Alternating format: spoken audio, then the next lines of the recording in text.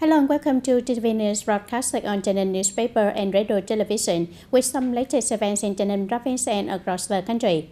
Ladies and gentlemen, on the morning of August 2nd, 2025, the standing boards of the Party Committee, the People's Council, the People's Committee, and the Vietnam Fatherland Branch Committee of Long Chữ, Phước Lý, Trường Thành, Mỹ Quý, Hậu Thành, and Tân Thành communes organized a ceremony to offer incense and flowers in tribute to the heroic martyrs at the National Historic Site titled Location of the Founding of the First Communist Party South in TayNinh Province at Yom Nang. The head of the Provincial Internal Affairs Committee of TayNinh Provincial Party Committee, Trương Nhật Quang, attended the event. Delegates observe a moment of silence to remember in express the deep gratitude towards the hero martyrs who sacrificed their lives for the national liberation cause. Following the memorial service, they offer incense at the memorial site of the first Communist Party based in TayNinh, established in 1930 at Yom Nang, and at the Red Peasant Association Memorial House. It was noted that immediately after the party cell was established in 1930, with the 8 members at Yom Nang, the party pioneers actively conducted a grassroots propaganda and enlightenment efforts, organized a revolutionary mass organization, and helped spread the momentum of the revolutionary movement across the province. And this historic site now serves as educational for instilling revolutionary tradition, patriotism, and communist ideals in the younger generations.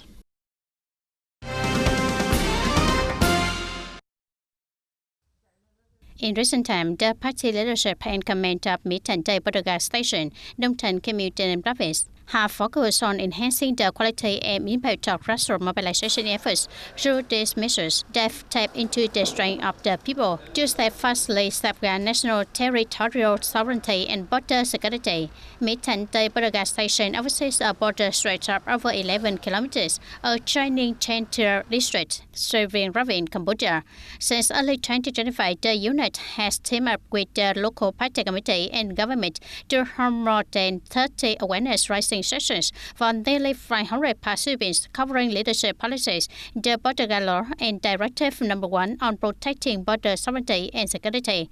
The party shall assign 13 party members to take responsibility for 36 border household families and participate in village-level party cell meetings. Meanwhile, the border force has also advised on strengthening party structures, promoting socio-economic development, and improving the lives of residents in the border areas.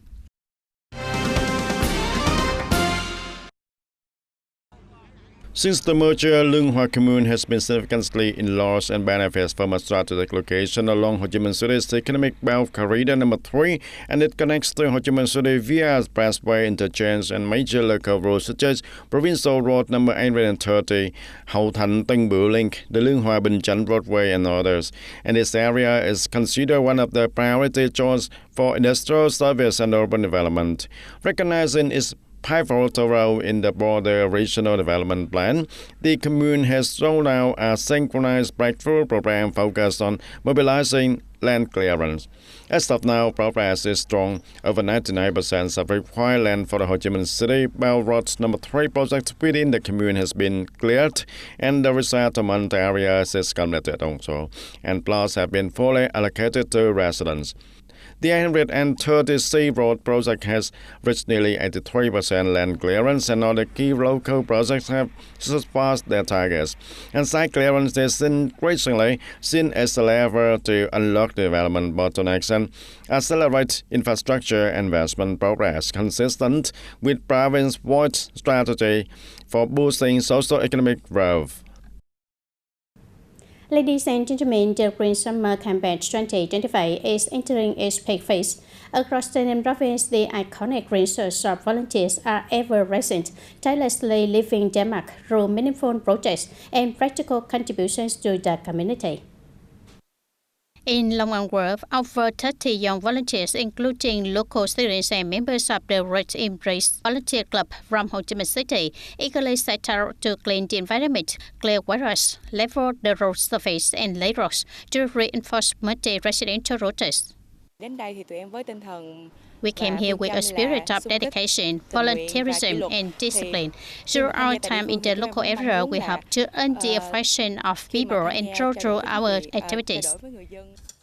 In addition to rural infrastructure work, the volunteer team also spread the spirit of compassion through meaningful actions such as repairing meals of gratitude, supporting adult literacy programs, cleaning the provincial martyr cemetery, and conducting legal education and digital skill outreach for the community. As part of our annual Youth Union agenda, we always organize the Green Summer Campaign and welcome volunteer teams to participate in local activities. This afternoon's visit shows us that, despite the heat, the teams are working with great enthusiasm, maintaining progress and even exceeding expectations.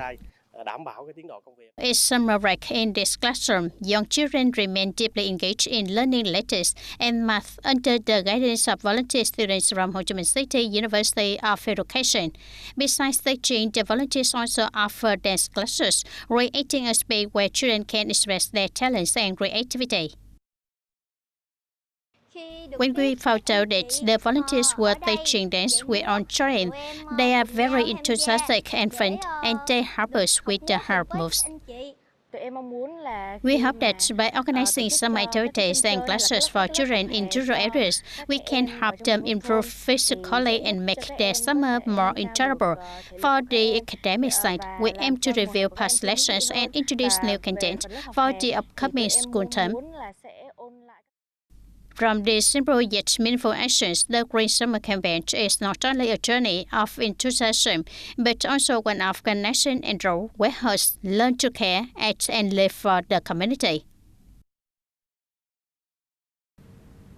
Turn to other news. Ladies and gentlemen, TayNinhTV Provincial Police have launched a 50-day and night campaign from July 1st to August 19, 2025, operating every day, including Saturdays and Sundays, to issue Level 2 electronic identity accounts for foreigners residing, studying, or working locally.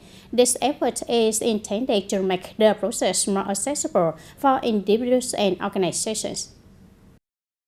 During the first 4 weeks, nearly 800 applications were received and processed. The TayNinhTV Provincial Police have encountered and encouraged all eligible foreign residents in the area to register proactively during this campaign period. The Immigration Management Office has deployed the full personnel and equipment so applicants can complete procedures even on weekends. The Level 2 electronic identity accounts provide significant benefits in making online administrative transactions, public services, and immigration procedures more convenient, transparent, and rascal. The Immigration Management Office has widely promoted the campaign and arranged sufficient equipment and staff to ensure the quick processing of applications.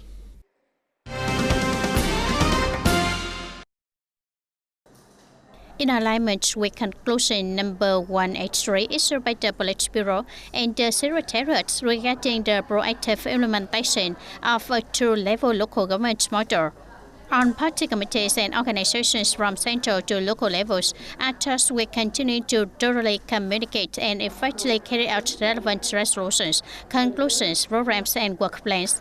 It aims to ensure the two-level local government model continues to operate smoothly and stably, serving citizens and businesses ever more effectively. In particular, special emphasis is placed on the role and responsibility of the commune level in addressing citizens' daily needs. To meet these new requirements, the Politburo and Secretariat have directed provincial and municipal party committees to urgently enhance the capacity of commune-level administrations, both in terms of quality and quantity.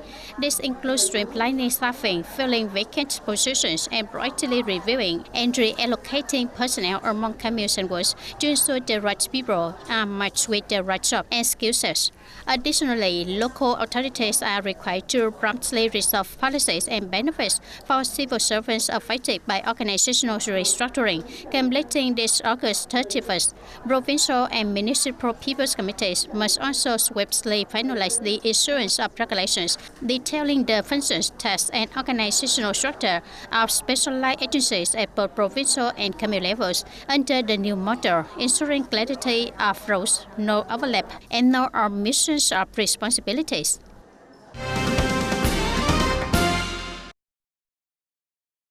The upgrade and repair project for Tala Reservoir, one of the key irrigation projects in TayNinhTV province, is in its final phase with many components nearly finished. It is expected to be commissioned and operational by the end of this year. On-site observations showed that critical items such as upgrading and repairing the main dam, building a new spillway at the original riverbed, constructing a traffic bridge over the spillway, enlarging the bottom district converge, repairing the main canal, and reaching the Tandong drainage canal are on being expedited by the contractors. This project carries a total investment of 280 billion Vietnam dong and was approved by the Ministry of Agriculture and Rural Development, now the Ministry of Agriculture and Environment, on November 25, 2022. Once completed, Tala Reservoir will become a vital water source for agricultural, industrial and domestic use, and will also expand the water supply coverage to the water plant in Tân Châu district, which has a capacity of 20,000 cubic meters per day. Ladies and gentlemen, during the rainy season, the mixed member of Dầu Tiếng Protected Forest continues to direct its specialized forest protection forces to step up patrol and monitoring efforts, especially in forest areas bordering Dầu Tiếng Lake and Saigon River. This is a time when violators often take advantage of rising water levels to illegally cut, exploit, and transport forest products. Dầu Tiếng Protection Forest covers an area of over 30,000 hectares and spanning communes such as U Minh Châu, Tân Thanh, and Thanh Hóa in TayNinhTV province. Some forests each stretch along the Saigon River and Dầu Tiếng Lake and forming a border with Đồng Nai province and Ho Chi Minh City also.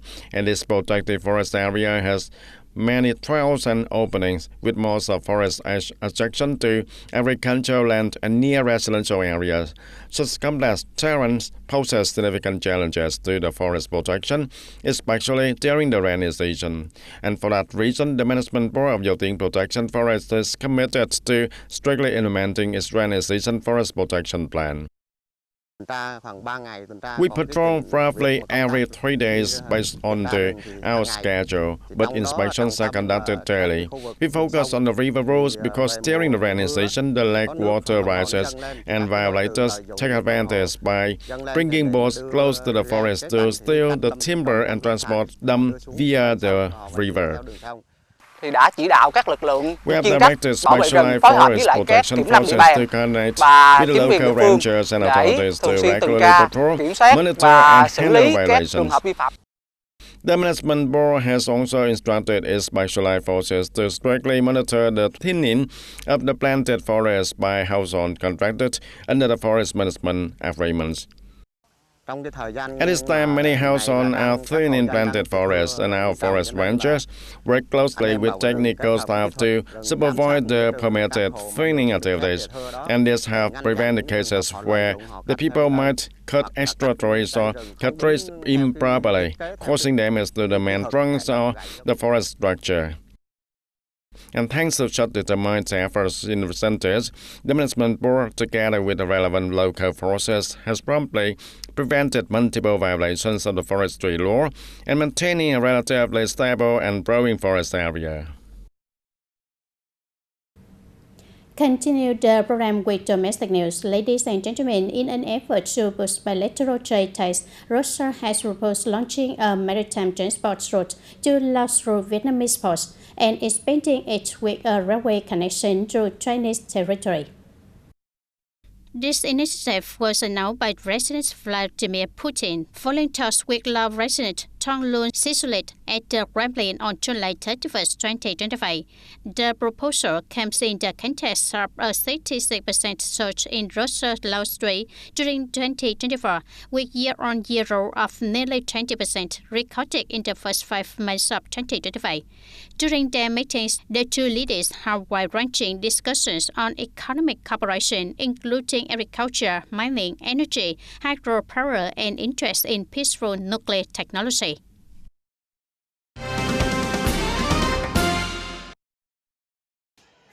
Recently, the Women's Museum Mexico, in collaboration with the Vietnamese Women Museum and cultural promoter Kira Nunes de Leon held the opening ceremony of the photo exhibition, The Long Hair Army in the Heart of the Mexico City. And this meaningful cultural political event aims to honor the image of Vietnamese women during the Resistance War, while also highlighting the traditional friendship between the two nations with the proud histories of the fighting for independence and the freedom. The Long Hair Army exhibition is expected to remain open until the end of August of 2005 and is free to the public and the Women's Museum of Mexico. And Mr. Nguyễn Văn Hải, Ambassador of Vietnam to Mexico, emphasized that the photo exhibition helps promote the image of Vietnamese women to the Mexican public, and he also expressed the hope that a similar exhibition about Mexican women will soon be held in Vietnam. And the ambassador believes that the women of both countries will continue to contribute to building a society that is equal, democratic, developed, and sustainable. Dear audience, the newly issued railway law, effective from 2026, is considered a vital, comprehensive, strict legal framework and featuring the most groundbreaking reforms to date. It is expected to create strong momentum for the railway industry's significant development in the near future. Gia Lâm Railway Factory, located at 551 Nguyễn Văn Cử Street, Long Biên District, Hanoi, is one of only two specialized units in Vietnam responsible for industrial production, manufacturing, and repairing locomotive and carriage for the railway sector. However, the unit is currently facing numerous challenges, as business operations have been continuously losing money, and it is now unable to pay land lease fees, with debt totaling up to 50 billion Vietnam dong. In the midst of these difficulties, the new railway law is a form of relief. It includes provisions for exemptions and reductions in land use and lease fees for enterprises, which is seen as a much-needed breakthrough.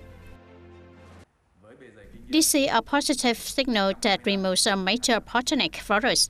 If this policy is implemented soon, we will be able to access more capital to invest in machinery and equipment, build facilities, and receive advanced technology transfers. I strongly believe this will lead to robust growth in the railway industry. For years, the railway industry has struggled due to the lack of mechanisms for linking training institutions with business projects. This revised law now clearly stipulates that technology transfer must be accompanied by the training of domestic human resources. We are very excited and hopeful when the law is implemented. The college will be involved from the early stages of the project. Our lecturers will have opportunities to study and receive advanced technology transfer abroad. This will improve training quality and help students become more skillful. According to leaders of the Vietnam Railways Corporation, the new policies and mechanisms in the revised law will help expedite and streamline project implementation. The law clearly outlines sources of investment capital, limited bidding processes, direct contractor appointment, and government procurement mechanisms for selecting service and goods providers. These policies open up new opportunities for all domestic enterprises, including state-owned, private, and joint ventures with foreign partners to participate. This creates a complex ecosystem for the railway industry to serve future development. With such special mechanisms, investment timelines can also be shortened. The 2025 amended railway law introduced many breakthrough provisions, providing a comprehensive legal framework while maintaining consistency and synchronization within the broader legal system. It also institutionalized key resolutions of the Party Central Committee and the Village Bureau. This represents a major step forward to ensure effective implementation in real-world context. And that's all for today, TTV News. Thank you for being with us and goodbye for now.